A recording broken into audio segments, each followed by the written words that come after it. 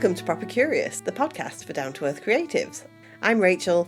And I'm Liana, and we're two sisters exploring the world through a curious lens in a quest to live more creatively. So, if you feel like that's you, grab a brew and join us.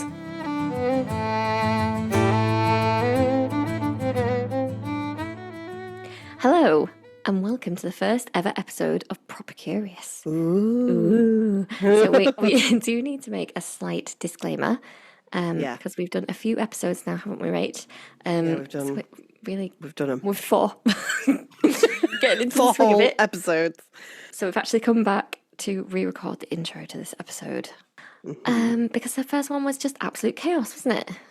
Yeah, well, it was intended to be a practice episode. Yes, it was. But we thought that we were having such a laugh that maybe it's a good chance to get to know us because it's quite a good representation of our personalities. We'd had wine, we'd had crisps. But the content is unstructured and it's a very higgledy-piggledy journey. So If you like stones and if you like a bit of waffle. And a bit of a laugh. Like, the laughing bit was funny. We had a big laugh. So, yeah. Just, I think you'll enjoy it. Just go with it. Just let it wash over you. Oh, enjoy. Yeah, enjoy. Good luck. Bye. Bye. So me and Nana are sisters, and we're hoping that that's going to add an aura of authenticity. Because, well, we just decided that... we'll blatantly criticise each other for your listening pleasure. Basically, what we were thinking was the format of this is we'll look at a creative experience or an artwork. Or like visit a museum or something. Yeah. We're going to explore an experience. So we're going to go around somewhere, we're going to take this lovely field recorder. Yeah. We're going to talk on a theme, possibly. Yeah. And just see how we feel. Look at what's there, how it makes us feel. Yeah, we're going to experience stuff. What we see. We're going to be curious. We're going to use the We're going to keep our minds open. Oh yeah, we need to find out about that and then we can talk about that and share it with. Mm-hmm. We met a random guy called Joseph today. We'll get onto that. And it was Joseph beautiful. told us about the key method and how you like the... Rudolf Steiner. The handle is the... What do you see? The shaft. I love the word shaft. No. It was the shaft. Is what you feel. I think there was a third part. I don't think he had a shaft. Anyway, so basically we're going to explore how being curious can enhance your ability to be, I don't know, creative, reflective, insightful. I don't know, it just enhances your life in multitude. Oh, it's just about like connecting with stuff that's like a little bit beyond the everyday, isn't it, I guess? Yeah. Today we thought we'd talk about, because it is Maybon this weekend, and we did some beautiful Maybon crafts, which do is you actually... call it like Maybon? Maybon. What do you call it? Mabon. No. Not that's like neighbours. Well, like carbon. You don't say carbon. Why do you say carbon? Maybon. Mabon. Mabon. Oh, no. God. Do it in slow motion. She can do it in slow. Mabon. Mabon. Look, watch her mouth. Mabon. Mabon. Mabon. Well, we both said it wrong, so Mabon. Mabon. It is. Mabon. Well, it's the autumn equinox anyway, which Rach just happened to be down for yesterday because she came back from Wales yesterday morning. And then we had planned, us in the Casey household, had planned to do cyanotype pictures with all these. We went on a nature walk on Friday, collected things, and then we made our pictures with Rach. That was good. So you use the photography paper and you place your items on it and then you put it in the sun for like 5-10 minutes. Wash it under the water. It's like a silhouette. And you've got like a faded shadow of a piece of seaweed, which is lovely. So we had a nice time doing that, and then we decided last night that we were looking on Google Maps For magical sites. And found Cairn Holy Yes. chambered cairn. Cairn Holy chambered cairn. Yeah. which I is mean, in Dumfries and Galloway. That's not the whole name of it. It is a chambered cairn, but it's just called Holy. Chambered Cairn. No, but you don't have to say that. That's what Google Maps said. You don't have to call it that. It's just Cairn Holy.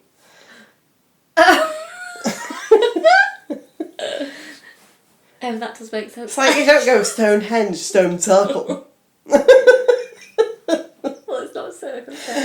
You don't go Stones of Steness, Standing Stones. I just thought that was what it was called. Anyway. It said it on Google Maps. So Cairn Holy is near Oh, that makes so much more sense. Carlsluth in Dumfries and Galloway, or near Creestown. So, about the experience. So it's about an hour and a half away from Carlisle. So there's 2 cairns here. They're about 6,000 years old, which is phenomenal. Mm-hmm. Neolithic. And the first one has 8 upright stones in an arc with 2 central stones leading into like 2 kists almost. And then the one up the hill, Cairn Holy 2, is more of a, I don't know, what do you call that? A table? I've forgotten what the actual name of that style is. I didn't pay much attention. Anyway, it's a flat. It's like a table stone with 2 standing stones crossed at the entrance to that, and maybe 1 kissed in that. But phenomenal. Our feelings about the site. What did you feel when you were in the site? Well, it's really lovely because you're driving along the A75 and then you just turn off right up the road. No, I meant your emotions. I'm leaving. And there was really good pins, and then I recycled in the car park. Jesus! And it was well signposted from the roadside. It was well signposted, and it was a very hefty big sign. It was a massive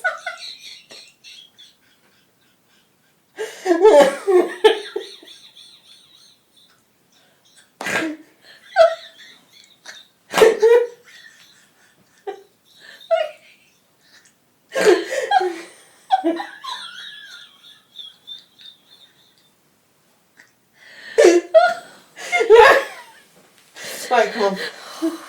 I did all that out.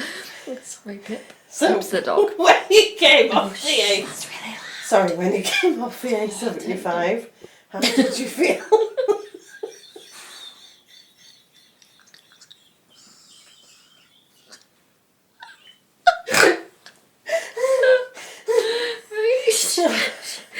I was cold, but I'm not. Rach is wearing a very attractive bright blue t-shirt.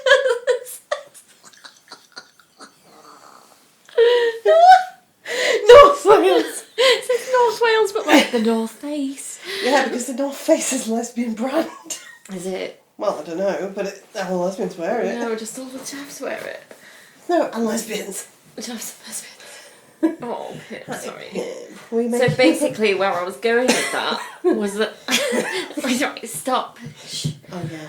Sorry, the dog's getting excited. She picked up my phone. So basically, you turn up the road, but the sea is next to you. So Yeah. that's where I was going with that. So we drive up this hill, Yeah. and there's a small car park, and then when you're at the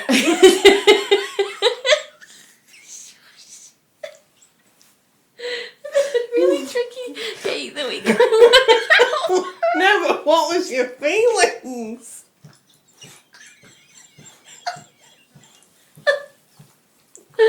Well,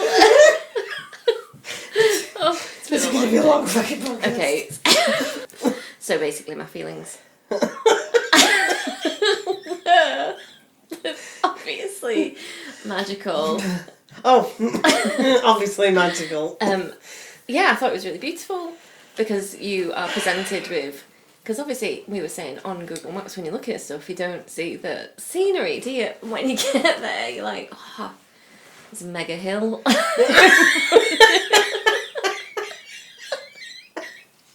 So my feelings when I got There. Alright. Sorry, it didn't have the right answer. Well, when we got through the gate, I think because it was on a hill between two valleys where there was rivers going down to the sea, you could see the sea, you could see some woodland in the valley below us. I was just saying that. I know, but you didn't say about the two rivers. You're not telling me how you felt though. How did you feel? How did I You're feel? just describing what I was describing. So I'm saying there's a sense of openness in the landscape that made you feel you were above everything, that you could see everything from that. So it's just quite significant, isn't it, why they would put it there? So I just felt, I don't know, some connection with our ancestors, our history, because you're seeing what they would have seen. And that's what gives me a sense of wonder. Yes. Yes. Well, I was like, well, it sort of makes sense that they had this here because they've got fish in the river. Trees. Oh yeah, you're very practical. Now I'm just thinking of like, obviously, it's a great place to be. You've got transport on the sea. Yeah, but that's where they buried their dead. Yeah, but then they had a settlement nearby. Oh, right, yeah. They wouldn't have just buried the dead like. Yeah, we were wondering if there was a crannog on the lake nearby, which we need to have a look at. But there was all the around, sea. there was like loads of stuff we wanted to look at, wasn't there? But obviously it was in like farmers' land. But also there was a man there, like an older man. Joseph. Yeah, we didn't know that at this point though. So he was like lying on the floor. Taking pictures. Taking pictures and like going to different angles and doing all sorts of stuff. We were just like, like, wow. yeah, okay, I cool. just thought, oh, he's obviously And a then photographer. we went to the second site, looked at that for a bit, tried to find the cup and ring marks, could not find them. And then realised it was maybe back on the other side. Neolithic rock art. Well, we found some cups. Just in case anyone doesn't know what cup and ring marks are. Oh, excuse me, sorry. And then we went back, and then he was like laying on the floor. This man was laying on the floor, like on his side. And I was like, okay, I'll just, whatever. And then he was like, would you like to? No. He was American. Yeah, that was me. Alright. I thought you were like, would you like to? Wait, do you want to know what this weird man is doing? And I Oh, was like, that's what he yes, said. I do. And then he just started talking to us, and he basically said that he had visited this cairn like 36 years ago. Yeah. And had Moved not there. even been asked about it. And then got like, saw the sun, saw the sun like shining. Basically, had a spiritual rapturous experience. Basically, like, fell in love with it, and he feels like the stones have sucked him in. And he moved there. And he moved with his wife, and they live at the bottom of the hill now, and he comes there every day, and he maps out, like, the shadows. He'd, like, fixed one of the points on the stones that had eroded away with, like, that was very Cairn Andy Holy Goldsworthy, wasn't it? I just thought it was amazing. I loved listening to him. He had a really nice voice. It was like an American David Attenborough Neolithic expert guy. Yeah, he was just telling us all about the alignments and the sun and the moon and the alignment in the landscape. But the way he was telling it was like, okay, poetic. I could tell you about this now, but you've got 3 options. 1, 2, 3. These are 3 options. And he was like letting you decide where you wanted the conversation to go through it was very storytellery. Yeah. And I thought that was really amazing. I could have just listened to him all day. Rach got And then he distracted. recited a poem. Oh, which is then beautiful. his own poem. And that was lovely because I like to read poetry at like special sites like that. So it was really nice, especially on I totally forgot that it was autumn equinox actually, even though it was the whole point of it. So what he was saying, because what he'd been doing lying on the floor was what had happened. He was like, do you want to know what is significant right now? And he was like, stand in this spot right here. What do you see? And this is how the conversation opened up into a whole like can of worms. He was like, if you look at the tip of this point of this rock and you look right into the sky, where is the sun? And we were like, oh, it's like right above the point of that rock, that like if you draw a line from the top of the rock to the sky. He was like, this is, forget about our time that we've put on, because obviously it's like 1 or something, but it was like, if we strip our man-made construct of time away from it, this is midday, where the sun is at its highest point in the sky. And he was like, so this is midday on the middle day in the year, which we were like, whoa. Which actually and then we isn't. Googled and we were like, it's not the middle day of the year. But I think what he was talking about was the wheel of the year calendar, maybe, but maybe we'll research that a little bit more. I've got his email address now, so I'm just emailing him, Bessie mate. Yeah. But that was how the conversation started. And then this other couple, he was like telling us all these alignments. He was like, what do you see? What do you notice? And he was getting us to like answer. And I was like, I feel like he's done talks. But the other couple turned up, and it was people that we'd probably have made assumptions about them not being interested in that sort of thing if we'd just seen them on the street. Yeah. I just to be honest, I'm just going to say I didn't actually make a judgment about them. That was just Rach. That was just me, yeah. But, yeah, they were really lovely, and they had a chat and joined in, and were totally loving it too. And basically, we all came back later in the afternoon. So he like ended up by saying, Joseph ended up by saying like, the sunset. he was like, I've got so many stories, like, and he was like, well, if you come on to see the sunset, it will be exactly in between the middle two, like, not portal stones on a shaven is it portal stones? Well, just the two main uprights. They usually call them portal stones, though, don't they? But I don't know that that's just on stone circles. Anyway, the two main sort of gateway stones into the cairn. Yeah. He was like, the sun will set and it will be exactly in between because it's the autumn equinox. And I was like, that's amazing. So like we decided, this other couple was like, oh yeah, we'll be back later. And I like gave Joseph my email address because he said he'd email me the story about the moon. And then we had realised that we'd like massively missed lunch, so we went.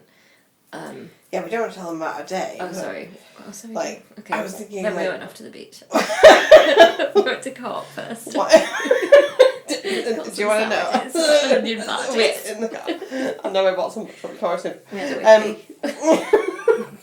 So why people might be drawn to these sites. It's interesting to think about that, isn't it? I think what was interesting was when we came back later, all... For the sunset. Mm-hmm. Me, Rach and Dylan had returned, as had the other couple, Yeah, which Richard is so and I don't know what his nice. partner was called. She was lovely though. And then Joseph's, like, we turned up first before the other couple.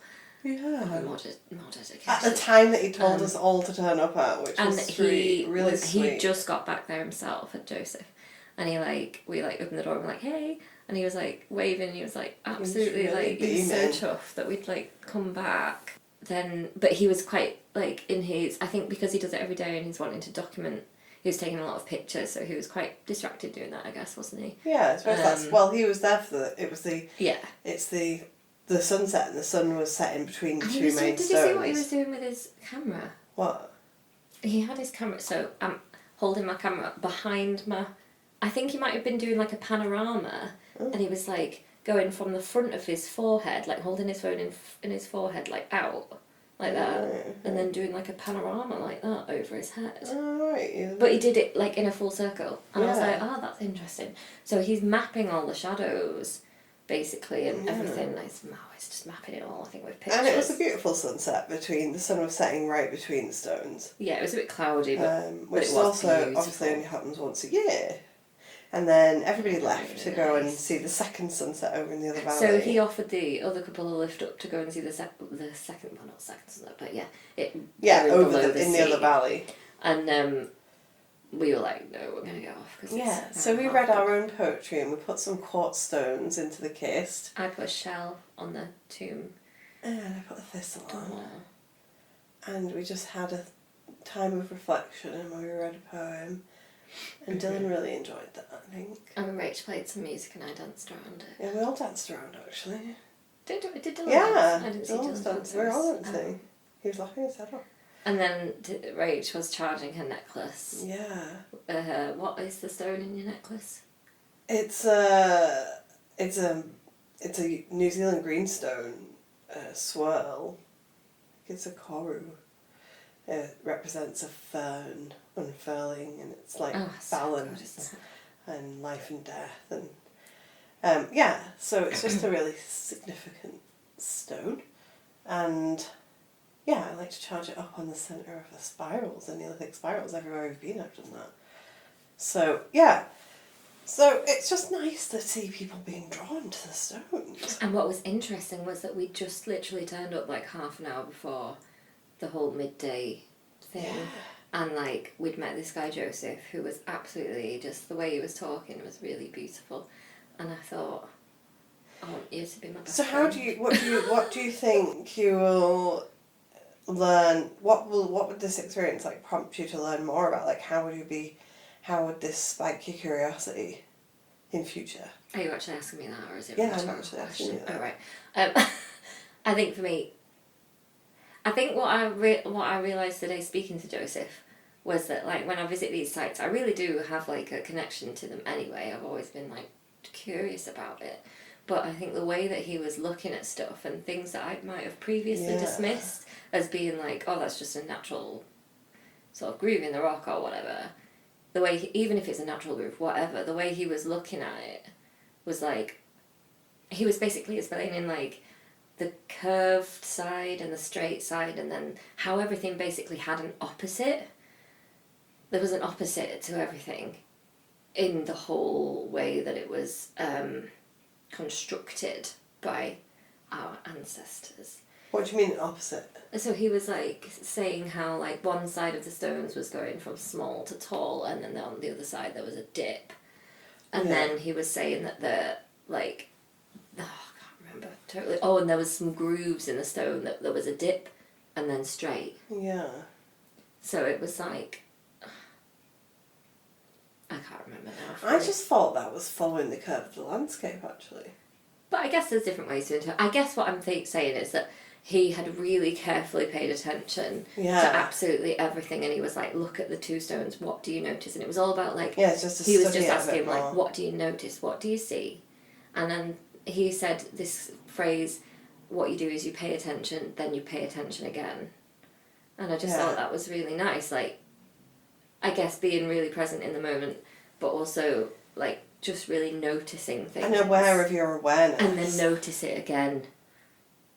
And then keep going on that cycle, and I think that's really interesting way of looking at things. Yeah. And then he said this really lovely quote of, he was like, it's just this dance, this dance that everything's doing, and he was like, and everyone, the light and dark, night and day balance. It's a dance, and then he was like, everyone is that's dancing with everyone, and I was like, oh, that's beautiful. We're all dancing together. Everyone's dancing with everyone. I wrote it down on my phone. I think that's what he said. Yeah. But I think for me, it's just, I don't know, I guess. I think I was interested when he said about Rudolf Steiner. I was saying about the Theosophical Society, and he was saying about the Anthroposophical Society, which I will look up. And I also went to... And set up that. He went to... Yeah. I know nothing about that. So an anthro, I don't know either, but I'm wondering if that's just like how humans evolved and what that teaches us, like evolved spiritually and through time. Do you know? I don't know. It'll be interesting to see. But yeah, I was just thinking I need to read a lot more Rudolf Steiner. I haven't read anything really that much. Only a little bits and bobs here and there. But I think also... I think I would like to learn a bit more about landscape archaeology in general, you know, like reading the land. Or maybe knowing a little bit more. Because I hadn't really thought... About the cosmic... No, not about that. Well, for me, I think I would be interested in how sites link to... I just want to read more about how sites are built to...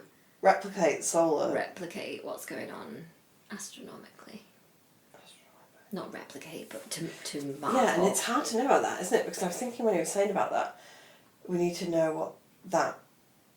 And like, how would I say no? Where to... 6,000... Oh, that's not very long ago, is it really? What, 6,000 years ago? Yeah, but not in terms of like plate shifting. Because I was thinking, I wonder if we were still in the same position then.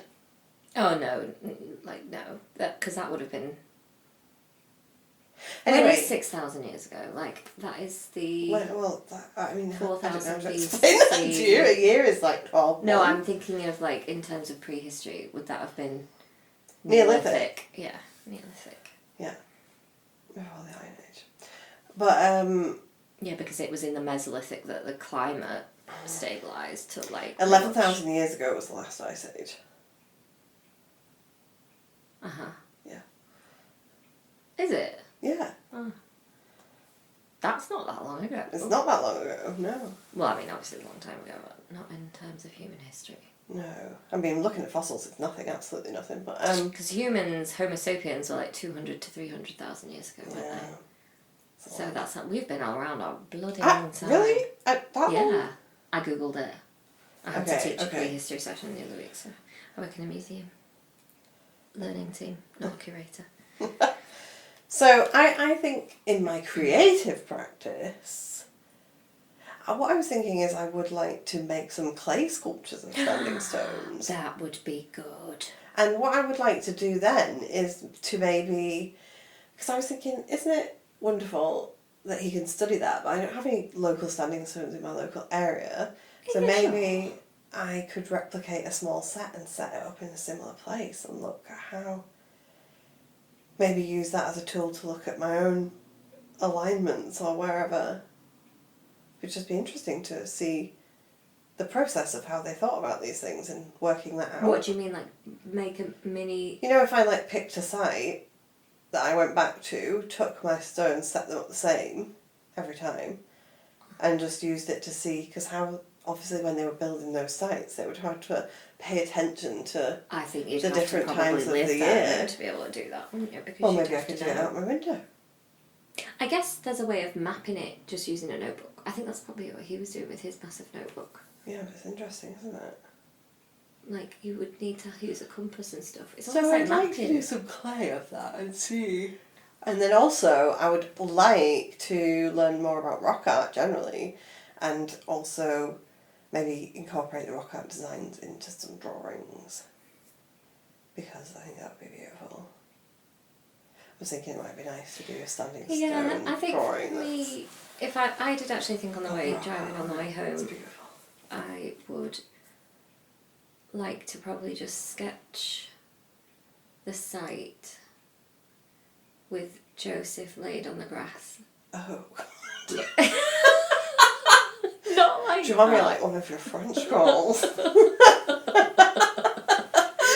like 69 or something. What is it? No. But do you know what I mean? Because I guess for today, what I really loved about today was the connection between everyone. Yeah. Like, I really liked meeting Joseph, who I was fascinated. I could listen to him talk for hours and hours and hours. And I just thought that was really lovely. And the other couple that came were just buzzing. The guy had his like shoes off and was like grounding himself. He was grounding himself. He was like, absolutely. They'd only just recently moved nearby, and it just was really beautiful. And I think the human connection still at a site like that. Yeah, it's interesting. That's what really made me feel buzzing about today, as well as just being somewhere beautiful. But and it was nice when he said, you know, maybe you could just leave it as a mystery and that's the best option, and I think that there's a lot of truth in that. Like, we always have to understand things too much, which is an important point, isn't it? Like, we can just learn to sit with sometimes the discomfort of not knowing, but also the potential that leaves of not knowing. Yeah. Not trying to study. And I guess Study some the things magical sometimes thing out of loses its things. magic if you try and figure it out all the time. Doesn't it? But I think the human connection was really nice today, and so I think the moment of that, the start of that was him laying on the grass like a weirdo, going. Yeah, we need to find more. So I'd like events. to sketch that, and we should look at more events that people are going to be gathering at these, because it's just so random that was such a random location. It wasn't like a well-known big site. I mean, it is a well-known site. Well, no, but that people weren't. We only gathered because Joseph told us to. I know, but why did we all come? Well, because we were obviously pulled there by our ancestors on this special day.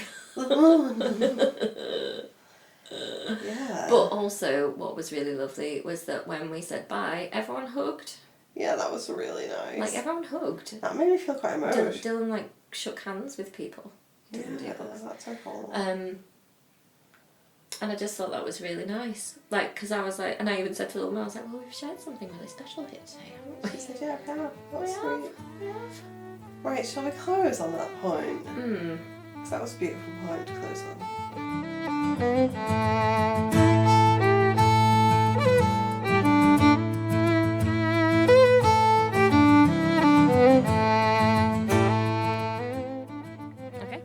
so we are second day podcasting. Having curious times. I'm new to field recording also, so this might sound We're a bit working it rubbish. out as we go. The wind is a bit But high. we're stood here on Askham Common. Askham Common, I think that's what it's called. Above Helton, we've parked. near That's very practical. a boulder stone, or is it a It's just maybe an erratic, but I think it's probably I think it's actually purposely I don't know. here. This whole site is covered in prehistory stuff. There's cairns. We're going to walk to Cockpit Stone Circle. There's some lovely birds. Yeah. And we're just looking at this stone. It's almost like a standing stone, but it's more of a boulder shape. I think it has been put here on purpose. This stone circle is on 2 trading routes. And also there's an old Roman road here too, so we this could know be that a this way was marker. maybe used. This one. It could be a way marker, it could be So this is a very, very processional. big boulder that just lies not so far from the road. But we're going to try we did a little bit of research about the key metaphor for spiritual awakening, maybe? Yeah. Or just experience, how to reflect on your experience. And we find that it's a common thread throughout a lot of philosophical thinkers. So we can can say it briefly. We can go on, say it briefly. The then. handle is your initial thoughts, like your initial grasp of situations. The shaft of the key, I know, let's all not laugh, is your like spiritual journey or your reflection, your understanding of it. And then the key bit would be observation, isn't that like observations and like looking closer? Yeah. And then the key bit would be interpretations. Well, ultimately, your spiritual awareness, your awakening, the key is the bringing meaning it all of together, like deeper. Yeah. Reaching a spiritual higher understanding level, uncovering a truth. Yeah. So what we're going to do is try and apply that to how we observe things today. And it's slightly raining now. Is that right? Well, yeah, probably need to get a cover for it at some point. But. I'll use my hand. So we're looking at this stone, and really, my initial thoughts is not much. It's got suppose. bird shit on it. It's got bird shit on it. It's small. It's maybe even like maybe just the bird shit, like a metre and a quarter tall. So it's not that impressive. But actually, then when I took time to look at it, I don't know. It's got a lot of ridges. Have you seen the groove in the top? I have seen the groove in the top. And it almost looks like mark? an arrow. I'm going to walk away with the microphone. Just direction, doesn't it? Oh, actually, Rach, this is like It's got a hole in it. Yeah, like, and another little hole next to it. And I feel like I can see something faintly here, like a pattern, like rock carving. Oh yeah, like lines. And there was something over there as well. So actually, I have become more interested when I've actually looked at this. Right. So we've just walked over a little bridge. I think it's Roman.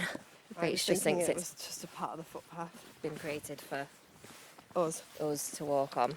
Just around these things. But there's like a pool of water near it that was very still apart from the droplets of rain. Yeah, and we were just talking about reflections, and I love photography, but I like to take photos of things that are reflected. So yesterday when we were at the beach, doing like, you know, when you get the little tidal pools that have just collected and they're so flat if it's not windy, it's just nice to get the sky in that. Just feel like it's like a nice glassy surface. Do you think it's because it like opens up? I feel like we're floating in between like the heavens and the depths. Like, do you know what I mean? It's ethereal. Yeah, I do. It does make you feel.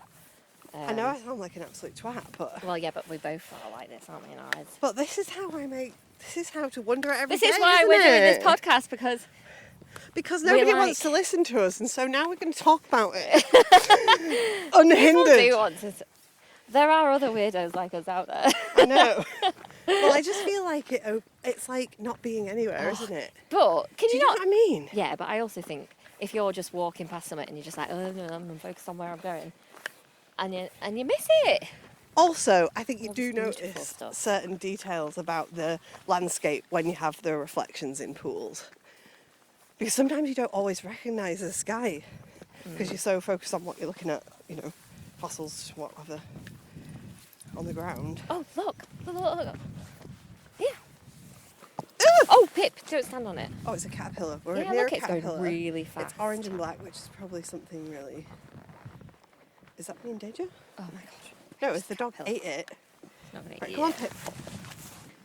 So what we were looking at there was the Roman road, and we were just talking about routeways and thinking more about, you know, obviously we all assume, because we were taught in history classes generally, that Roman roads they were the first ones that came up with roads. But obviously they weren't, and obviously humans do go on the same routes generally. So we're just interested in how that evolved. And also we wanted to dig up the path really bad, because we want to look if there's anything under there. Well, at the moment in Carlisle, they are doing the Uncovering Roman Carlisle Ooh. dig at the cricket ground, Outside. which was is now apparent that it is an old bathhouse, but there is a Roman road that they are digging as part of that, and they found all sorts of stuff. They found two beads? massive heads, like a bronze lion statue, only a small one, but cool. Loads of beads and gems and jewels, but obviously that's part of the bathhouse. really But like by the that. road, loads of like evidence of like fast food carts from the Roman times, like just loads and loads of Just like we've bones. not changed, have we? Oh, no. Well, we have changed, but that is not in some ways. Food, important. Papa Jonas. That is a bloody pool. So, Rach, what I was saying was, that's interesting because last time we came here, It's dried up. that was a pond, really big pond. Yeah, well, maybe it was just water. And now it's dried up, but it's muddy. And what I wanted to say was, We'll see it. does it just not make you want to go down and delve in the mud and try and find bits of history? But then Look at that stone over there. Can you see that stone that's laying on its side? I actually think that's a piece of hollowed out wood. Let's have a look at that. Shall we go down to it? Well, there's all We're gonna those get rocks grinded. down there. I want to go and sieve in the rocks. Yeah, so we basically love, one of our favourite pastimes is being total wombles. And I don't know what it is. We were just saying about like that being a mindful practice really, because you get so involved searching for stuff. You know, like I love looking for fossils, but also like archaeological Keeping finds. busy. I don't know why we're both like that. Maybe because we've both got a lot of noise in our head that needs quietening maybe. sometimes. And actually, When you're just focusing on finding stuff, it's just let's just go down here. I don't know. It really makes me feel peaceful. What I'm noticing here is that there are several big stones. 1, 2, 3, 4, 5, sort of in a circle, Rach, would you say? Yeah. Look, 1, 2, 3, 4, 5, which obviously weren't seen before because they were covered up by water.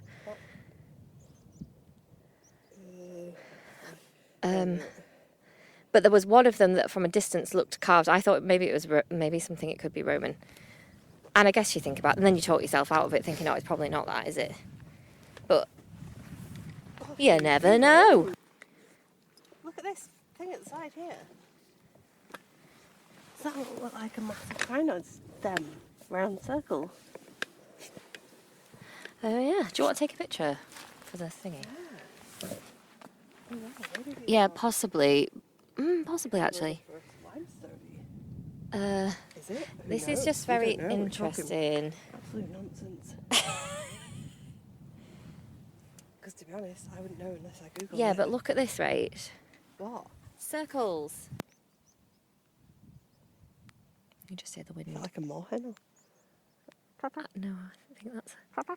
There's like lots of skylarks up We need a here. little bird app. I have got a bird app. Yeah, I've got Get a it bird out. app. And she loves it. I do love birds now as I've got older.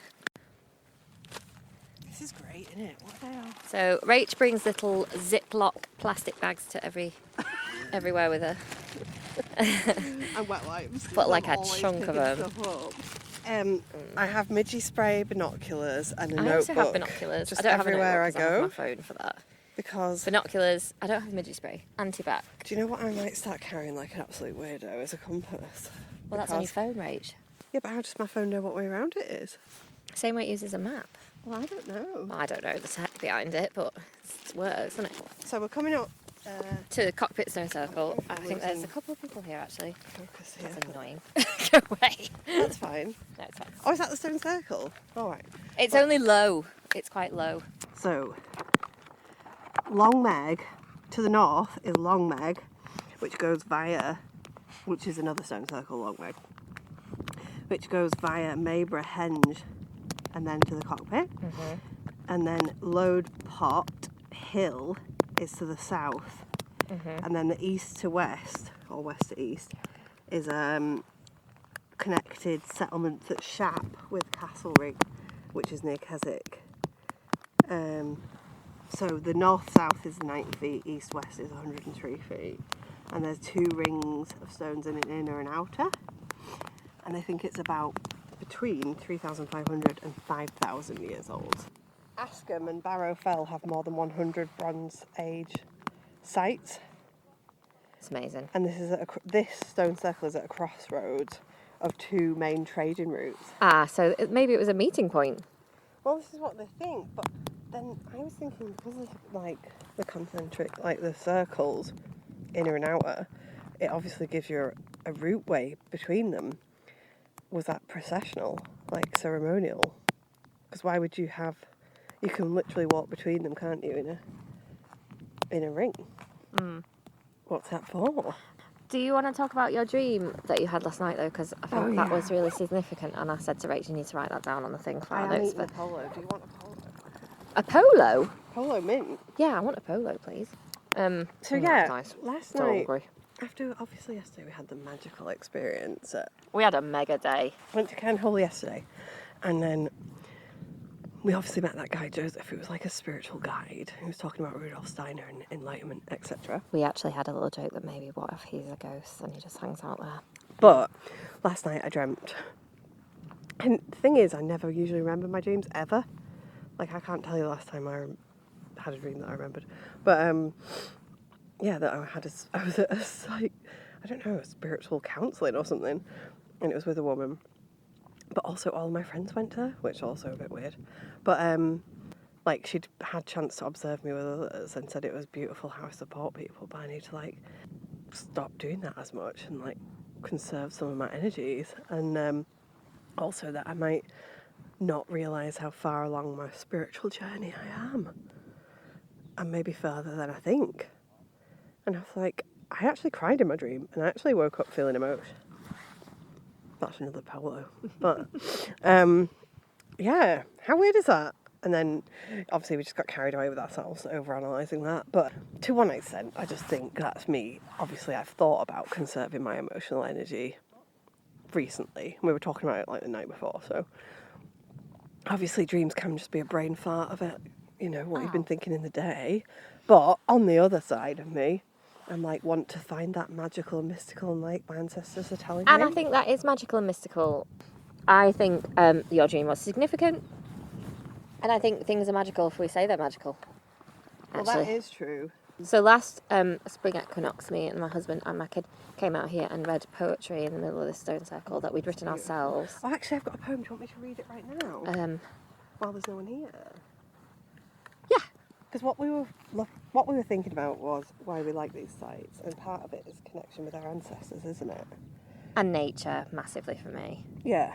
And I think that what makes it special for me is the fact that they were so attuned to nature and seasonal shifts and events, and when nature was, their whole lives were totally entwined with nature. Yeah. They were ruled by it. And I think that's really powerful. And I think somewhat we've lost that a little bit, which is why I try and immerse myself in it as much as possible. Because it makes me feel calm. And we know it's good for mental health. It's also being mindful, isn't it? And like connected with your environment. Yeah, and seeing the beauty in it as well. And seeing that it's an energetic, powerful force. As her little text pings loudly into the nature. Right, I'm going to read you this. And it's one of a well-known poem about ancestors, basically, by Henry Wadsworth Longfellow. And this is an extract from that poem, so I assume it would be really long else. But in the elder days of art, builders wrought with greatest care each minute an unseen part, for the gods see everywhere. Let us do our work as well, both the unseen and the seen, make the house where gods may dwell, beautiful, entire, and clean. Else our lives are incomplete, standing in these walls of time, broken stairways where the feet stumble as they seek to climb. Build today then, strong and sure, with a firm and ample base, and ascending and secure, shall tomorrow find its place.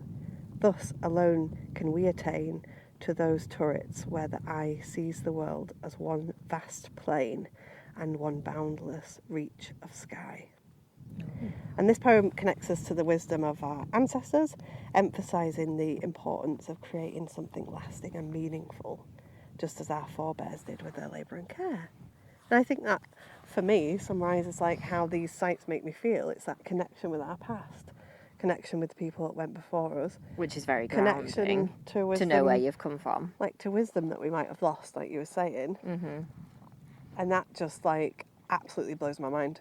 I just feel, I don't know, there's something just very enriching of your soul, nourishing of your soul to be connected to that, isn't it? And I think we can feel so like, we can feel so, I don't know. Noisy. We can take ourselves so seriously in our lives, and I think being part of something that's through thousands of years just really helps you to feel a lot more, well, helps me to feel a lot more calm about passage of time and being so temporary. I think for me it's so many people have gone before. And we've got through so much actually. Yeah.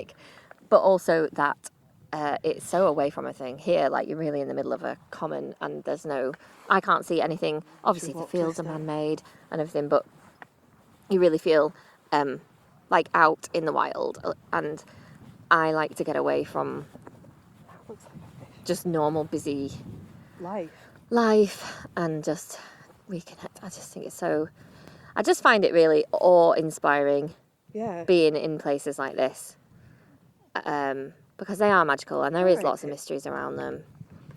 And yeah, maybe we don't need to solve them all. It's magical. We can just wander. So what we'll do for next time is try to incorporate some of that and see what we've done with it, and then we can have a small catch up about that in the next one before we move on to whatever we've done that time. Mm-hmm. And this is the end of the trial pod. Thanks for listening. Stay curious. San Diego. What? Stay curious. San Diego. You know, like from Anchorman. No. I can't. Oh, never mind. Okay, bye.